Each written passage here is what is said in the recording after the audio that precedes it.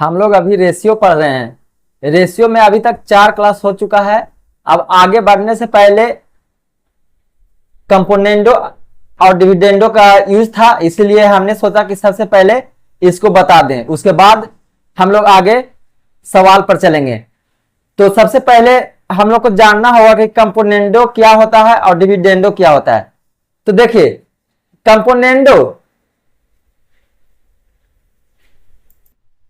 Componendo क्या है कि आपस में ये अलग चीज है, डिविडेंडो भी आपस में ये अलग चीज है। कंपोनेंडो क्या होता है? कंपोनेंडो होता है कि अनुपातों का योग। क्या? अनुपातों का योग। जैसे मान लिया जाए a बाई बी है बराबर c बाई डी। अब इसमें क्या होगा कि इसमें दोनों तरफ अगर अंश को हर में जोड़ दिया जाए या हर को अंश में जोड़ दिया जाए, कोई बदलाव नहीं होगा। क्या बोले कि अगर अंश को हर में जोड़ दें दोनों तरफ या हर को अंश में, कोई बदलाव ना होगा, उसी को हम लोग कंपोनेंडो कहते हैं। जैसे एक एग्जांपल से देखते हैं, 2/3 है बराबर 4/6। इसको भी अगर काटेंगे 2 दूनी 4, 2 तिया 6 तो बराबर आ जा रहा है। अब देखिए दोनों तरफ अगर अंश में हर को जोड़ते हैं तो दोनों तरफ अंश में हर को जोड़ेंगे, तो जोड़ के देखते हैं। अंश में हर के जोड़ते हैं तो 2 + 3/3 बराबर 4 + 6/6 कितना आया? 5/3। 5/3 बराबर 10/6। अब देखिए कटेगा कि नहीं?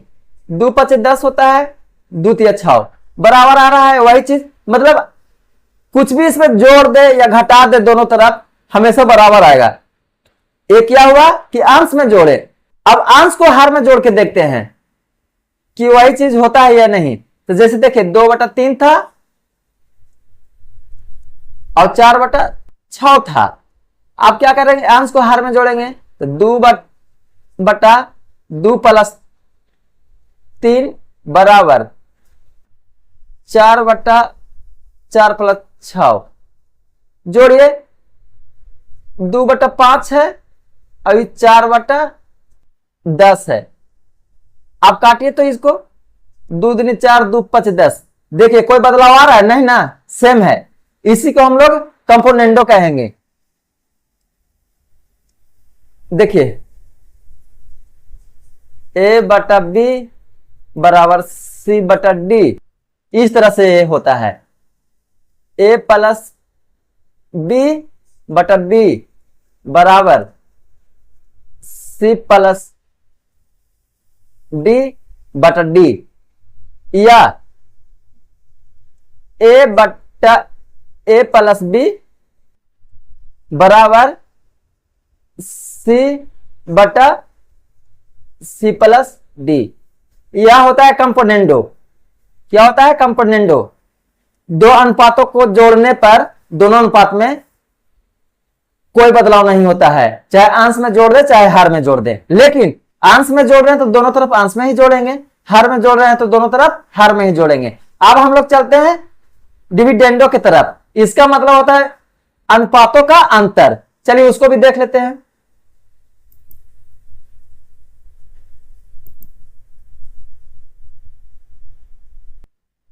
इसमें भी वही चीज है, a/b बराबर c/d है। इसमें भी वही चीज कि अंश को हर में घटा दीजिए दोनों तरफ तो भी कोई मान में चेंज न होगा, या हर को अंश में घटा दीजिए दोनों तरफ तो भी कोई मान में बदलाव नहीं होगा। जैसे देखिए 3/6 है, यहां पे 6/12 है। आप क्या करते हैं कि एक बार उसमें घटा देते हैं। 3/12 में से छोटा ही घटता है, 6 - 3 बराबर 6/12 - 6। 3/3 आ गया, अब यहां पे 6/6 आ गया। देखिए कोई बदलाव नहीं, दोनों तरफ अगर काटेगा तो दोनों तरफ 1 बराबर 1 आ जा रहा है। क्या किए? इसमें अंश को हर में घटा दिए, अंश को हर में घटा दिए।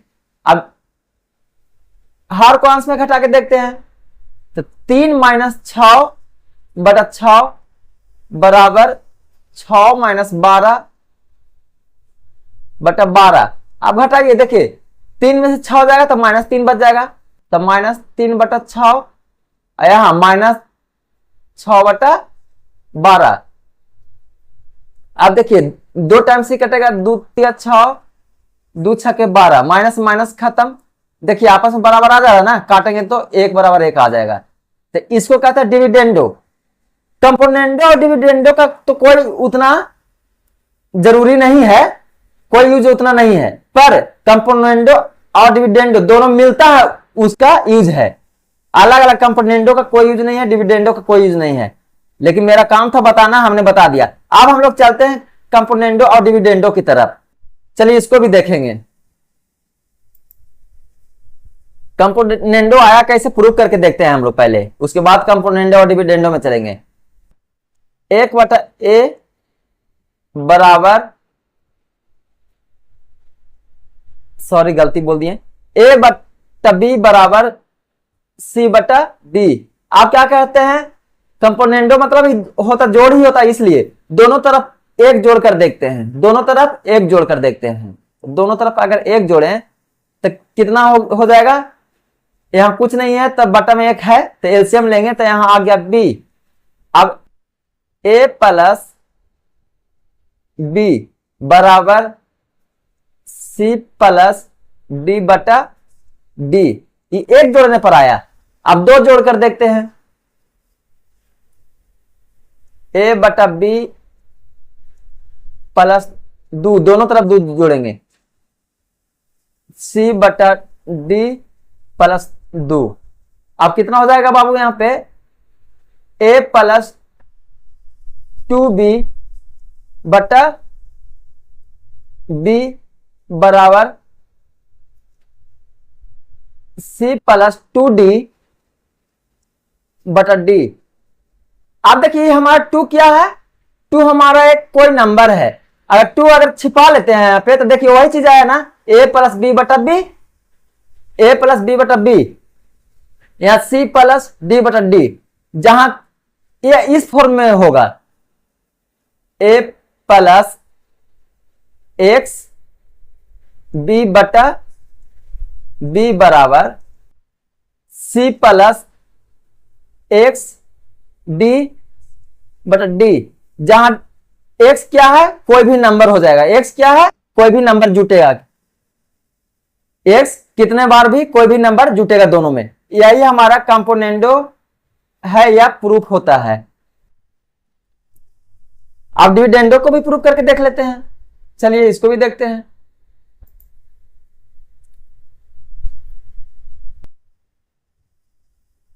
c a/b - 1 बराबर c/d - 1। आप देखिए a - b/b बराबर c - d/d। अब यहां देखिए b में कुछ नहीं है तो 1 लगा हुआ है ना जी, यहां पे कुछ नहीं है तो 1 लगा हुआ है, तो 1 तो गुना करते तो इसमें छिप जाता है, यहां पे भी 1 लगा हुआ है क्योंकि गुना हुआ है। तो 1 ही हमारा क्या है, कोई नंबर है, 1 हमारा क्या है, कोई नंबर है, तो x का वैल्यू हो गया। तो x में हम 1 ले सकते हैं, 2 ले सकते हैं, 3 कुछ भी ले सकते हैं। तो हमारा ये कैसे बन के आएगा, a - xb/b बराबर c - xd/d। ये हमारा डिविडेंडो हुआ, प्रूव करके हमने दिखाया। अब चलिए कंपोनेंडो और डिविडेंडो किसको कहते हैं।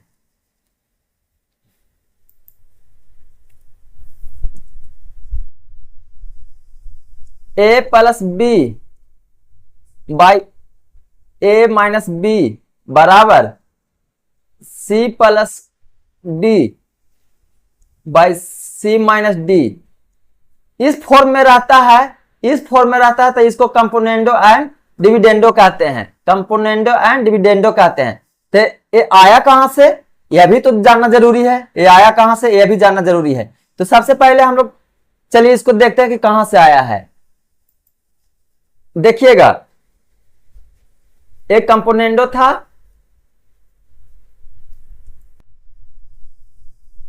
दूसरा डिविडेंडो था।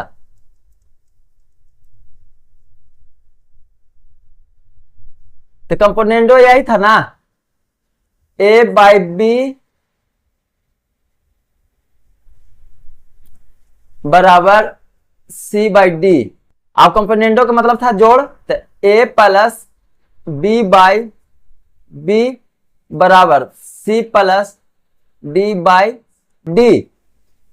तो आप डिविडेंडो को भी देख लेते हैं, A minus B by B बराबर C minus D by D. अब क्या होता है कि कंपोनेंडो और डिविडेंडो दोनों को भाग देने पर क्या आता है, दोनों साइड में दोनों को भाग देंगे, कंपोनेंडो को भी और डिविडेंडो को भी, तब क्या होता है देखेंगे, इसी में बता देते हैं। तो ए प्लस बी बटा बी इमेन बटा हो गया, ठीक है। ये हो गया कंपोनेंडो, और डिविडेंडो क्या है, A minus B by B बराबर दोनों तरफ देना है ना, तो C plus D by D भाग का दे रहा था, ये भाग का साइन है, सी माइनस डी बाई डी।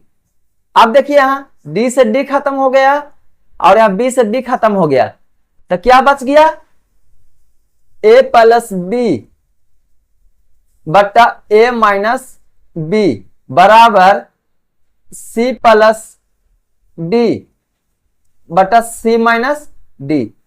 यही जो बना इसको कहते हैं कंपोनेंडो और डिविडेंडो। तो हमने जाना कि कैसे कंपोनेंडो और डिविडेंडो बनता है। इसका एक जगह यूज नहीं है, बहुत जगह यूज है, और बड़ा बड़े इक्वेशन को छोटा बनाने में इसका प्रयोग किया जाता है। लेकिन इसका दो प्रॉपर्टी है, उसको भी हम लोग देखेंगे।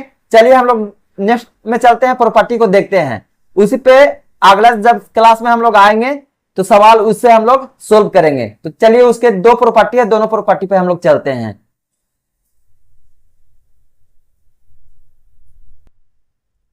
प्रॉपर्टी एक है, कहता है कि ए बाई बी बराबर सी बाई डी है, तब या इस तरह से भी हो सकता है, ए माइनस सी और बी माइनस डी, एक प्रॉपर्टी हो गया। इसी में दूसरा ए प्लस सी बाय बी प्लस डी, यह प्रॉपर्टी नंबर 1 है। कि इसमें क्या है कि इस दोनों को घटा भी सकते हैं और इस दोनों को जोड़ भी सकते हैं, यह प्रॉपर्टी हो गया। अब दूसरा क्या कहता है, ए बाई बी बराबर सी बाई डी बराबर ई बाई एफ है। तो यह इसको इस तरह से कह सकते हैं, ए प्लस सी प्लस ई बटा B plus D plus F, या और A minus C minus E बटा B minus D minus F. यह प्रॉपर्टी को हम लोग को याद करना बहुत बेहद जरूरी है। इससे से बड़ा सवाल को हम लोग चुटकी में बनाएंगे, इतना याद हो जाएगा तो हम लोग को बस जब प्रयास करने लगेंगे, अभ्यास करने लगेंगे, तो इसका कोई आवश्यकता ना होगा, वो तो चुटकी बजाते सोल्व होगा, हम लोग कल की क्लास में देखेंगे। लेकिन इसको याद करना बहुत जरूरी है। कंपोनेंडो और डिविडेंडो में यह प्रॉपर्टी को याद बहुत ही मोस्ट इंपोर्टेंट है। प्रॉपर्टी है, ठीक ना। तो इसको याद करना बहुत जरूरी है। चलिए एक बार हम लोग इसको रिपीट कर देते हैं। देखिए शुरू से फिर से बता देते हैं। कंपोनेंडो और डिविडेंडो अपने में दो अलग अलग चीज है। अपने में क्या है कि दो अलग अलग चीज है। इन दो नियमों को मिलाने से ही कंपोनेंडो और डिविडेंडो बनता है। कंपोनेंडो क्या कहता है, जैसे देखिए अभी हमने बताया था a बाई बी बराबर सी बाई डी, तो a प्लस बी बटा बी बराबर सी प्लस डी बटा डी, या a बटा a प्लस बी बराबर सी बटा सी प्लस डी। कैसे हुआ, हमने बताया था कि अंश को दोनों तरफ अंश को हर में जोड़ दें या हर को अंश में जोड़ दें, तब यह क्या हो जाता है, कंपोनेंडो बन जाता है। अब हम लोग डिविडेंडो को देखेंगे।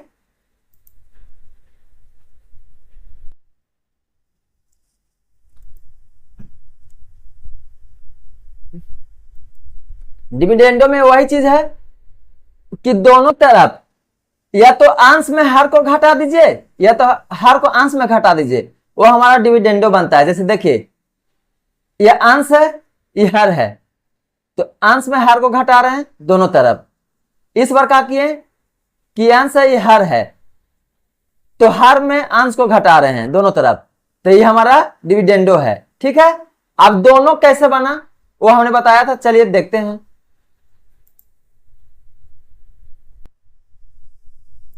इसे प्रूव करके नहीं दिखाया गया है कंपोनेंडो और डिविडेंडो को, लेकिन हमने पहले ही बता दिया है कि कंपोनेंडो और डिविडेंडो कैसे बना। तो जैसे देखिए a बाई बी है बराबर c बाई डी, तो एक बार क्या किए कि a बाई बी जोड़ दिए, ये हो गया हमारा कंपोनेंडो था, और a माइनस बी घटा दिए, डिविडेंडो से आया था और भागा दिए थे तब b से b कट गया था, और तो होता है कंपोनेंडो और डिविडेंडो बराबर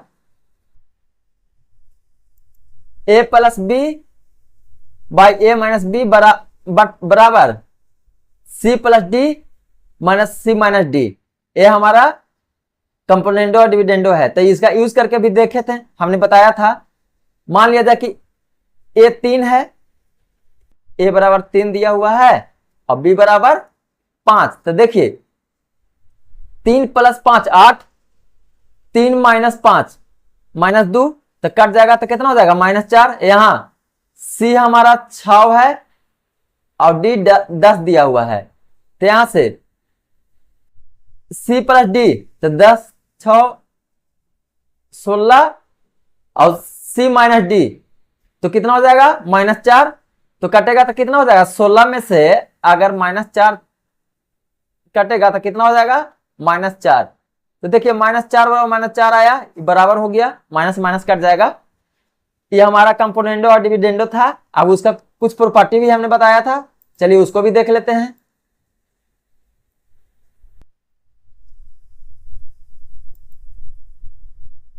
अभी हमने बताया था कि यदि संख्या ए बी सी डी समानुपात में रहे तब a बाई बी बराबर c by D.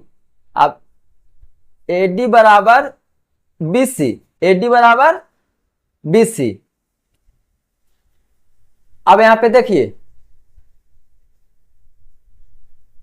a by B है बराबर c बाई डी है।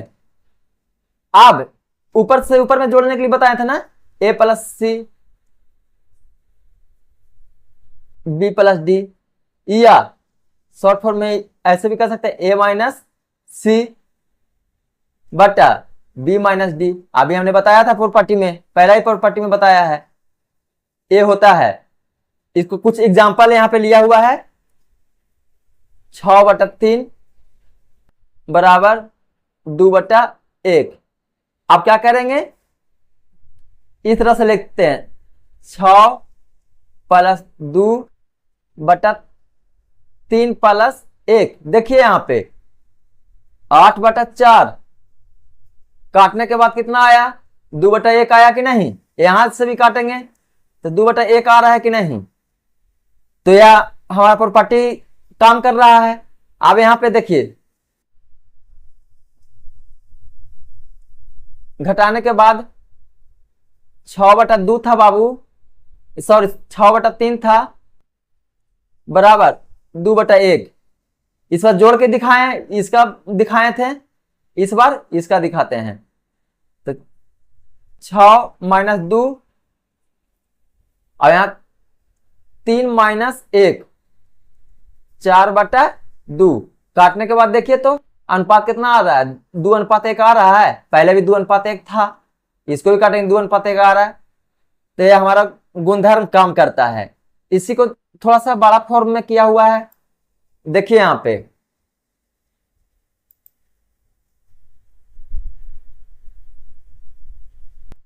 अगर रेशियो इस तरह से दिया हुआ रहे A/B बराबर C/D बराबर E/F, तो हमने अभी बताया था जितना आगे जाएगा चलेगा, कोई दिक्कत नहीं है। तो ऊपर वाला में सबको क्या कर देंगे, जोड़ देंगे, और नीचे वाला को भी जोड़ देंगे। तो A + C+D बटा B + C+D, ये एक हो गया। जोड़, जहां पे जोड़ने का काम रहे जोड़ देंगे। दूसरा A - C - D बटा D है जी ऊपर में, सॉरी D नहीं है, E है। तो A - C -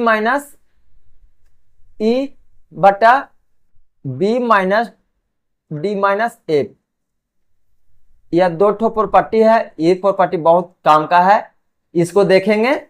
और हम लोग कल के क्लास में हम लोग इस पे बहुत सारा प्रश्न को सोल्व करेंगे। जब सोल्व करेंगे तो इसको याद करने का भी आवश्यकता नहीं होगा, लेकिन शुरू में तो हम लोगों को कुछ समय तक याद करना होगा। फिर बनाते बनाते इतना एक्सपीरियंस हो जाएंगे कि इसका याद भी नहीं आएगा, ठीक है ना।